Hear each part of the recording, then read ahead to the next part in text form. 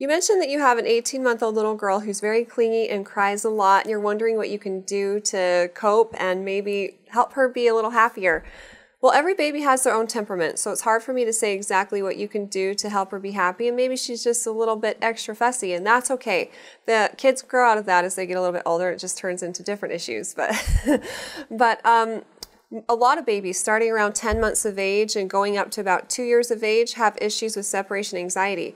And this doesn't necessarily have to apply to just moms and dads who leave their kids with babysitters. It can also apply to you if you walk out of the room and you've left your baby in another room to play while you go get something done or make dinner or just simply to grab something.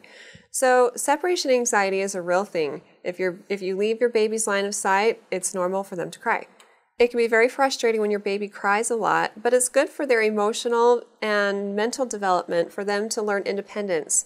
And also, as they get a little bit older, they recognize that when you leave, you come back. So this is usually why around age 2, this starts to resolve a little bit more when their brain's developed enough so that they can learn cause and effect. You've left them before, but you always come back. And so they can associate it with that instead of thinking that you're never going to come back to them again. Your baby's much more likely to have issues if they're hungry, tired, or sick. So try to do things around your baby's schedule, like if you have something you really need to get done, or if you're going to be leaving them to play for a while in another room while you do laundry or clean the kitchen or whatever, make sure it's after you've fed your baby and they've taken a good nap. And distraction does wonders. And so whatever it is that your baby likes to do, if you can distract them, then that will be key. And this is also very helpful if you're actually leaving your baby with a babysitter. Distract them and leave quickly. And kids will oftentimes cry when their parents leave, but they usually stop crying shortly thereafter, which I don't know, sometimes it warms a parent's heart to know that their child misses them, makes them a little sad to know they got over them fast, but ultimately it's a good thing.